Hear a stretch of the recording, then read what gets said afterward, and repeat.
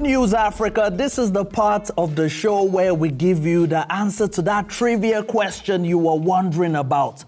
How many WAFCON tournaments has the Super Falcons of Nigeria won? Well, here to give us the answer to that question is Jessica Rihanna Nkomo, aka Auntie Diski. Welcome to the show. Hi, Adi. I'm still waiting for Chidima. Yes, I mean, Chidima. That's my favorite name, actually.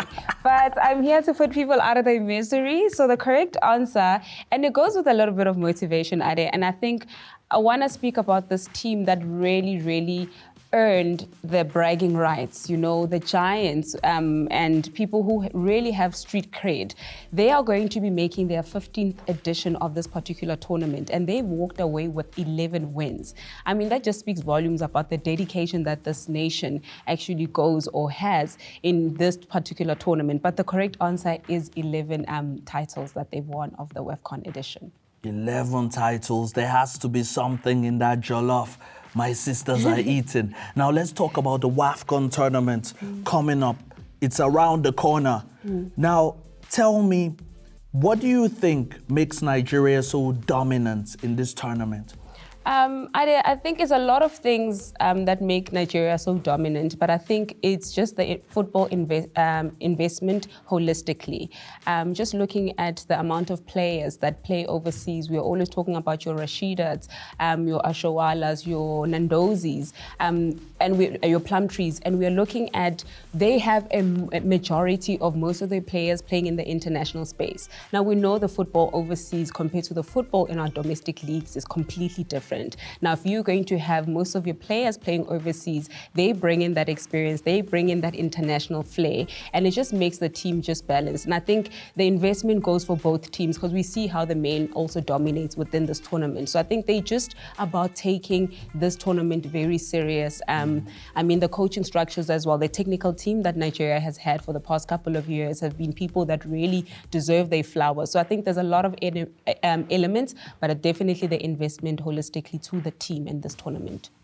Wow, now let me throw the question to the viewers at home. Have you been watching Mzansi Fundis? Have you seen that segment of her story where Auntie Diski profiles upcoming South African football talent? Now, from what I've seen from your show, there's so many great players that can be introduced in this WAFCON and make South Africa a force in this tournament.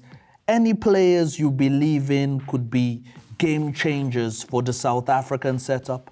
Yeah, I mean, there's a lot of pressure for South Africa during this WAFCON, in as much as this is the non-qualifying WAFCON, but the one that actually doubles up as the FIFA World Cup is also coming there. So I think there's a lot of pressure being the defending champions.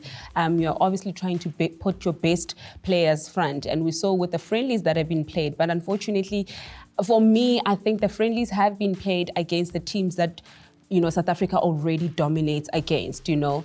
But I think just speaking about some of the players that we've profiled who I think are going to definitely help within that squad is the experience of your Colossa Bianas, who have been overseas and have come back, you know, your Bambanani Mbanes, we saw Refugee Jane is back now in South Africa, currently playing with TS Galaxy, Smurders and them. I also hope that she is part of, you know, the next coming team. And we've got, you know, the young ones that are coming in, your Machias, your Hadebes, that also have that, you know, the pace that some of these African nations actually do have. So I think we've got a number of players that can definitely help Banyanabanyana do well in terms of defending their title. All right, quickly, let's talk about the changing format of the WAFCON, because it used to be 8 teams and it's gone up to 12 teams. Yeah. Is it just to make the tournament a bit more competitive? Definitely more competitive, more slots, and we know that we did get that extension in terms of numbers in the FIFA World Cup spaces. So yes, before it was 8 teams who played in 2 different groups, but we saw the changes after COVID, where it was now 3 different groups. And now there was also an inclusion of a quarterfinal, semi-final, and a final. I think that just gives us a little bit of more game time. And obviously the 2 winning teams in all the groups will then also including the 2 best performing teams in the third position will then move on to the quarterfinals. So yes, the format has changed, and I think it's changed for the better, for the good. It's more room for people, but I think it's also given us, great football. I mean, Equatorial Guinea, Ade, he's got more wins than South Africa, just second after Nigeria, but we've never seen them, again. So it's just, for me, there's a lot of consistency that needs to happen within this tournament, but we will see, where the tournament goes. But I'm super rooting for all the nations that have made it in these pots. Jessica, thanks for that. Now, I'm not sure whether you've been watching the under-20 Afcon, because there's some gems from there. And I forgot. Give us your diamonds. Yes, during the course of the show, I didn't tell the viewers at home the players that have been impressing me from this tournament, but here they are. At number 3 this week is Momo Kamara. The 18-year-old forward is still leading the goal-scoring charts with a sublime hat-trick against the Pharaohs of Egypt and 4 goals in total that propelled the Lone Stars to the quarterfinals. Kamara, who has been pivotal in Sierra Leone's Group A campaign, delivered standout performances in all 3 group matches. He can play as a number 10. He can play as an 8 in a 4-3-3 or 3-5-2. His impressive technique and control is just commendable. His combination of pace and power and his ability to protect the ball makes it so difficult for opponents to put him down in a challenge. At number 2 is Tabang Mahlangu. When you need a goal, he's your man.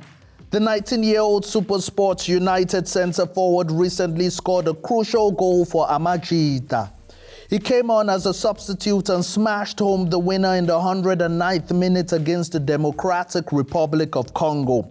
The forward was in the right place at the right time after a precise cross from Shaquille April.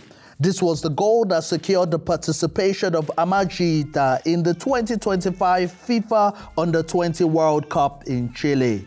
Wenze Gatli.